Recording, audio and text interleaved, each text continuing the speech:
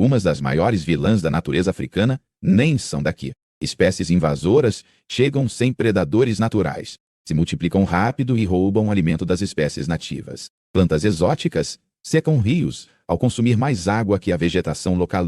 Animais invasores competem por território, espalham doenças e podem causar a extinção de espécies únicas. O equilíbrio se quebra.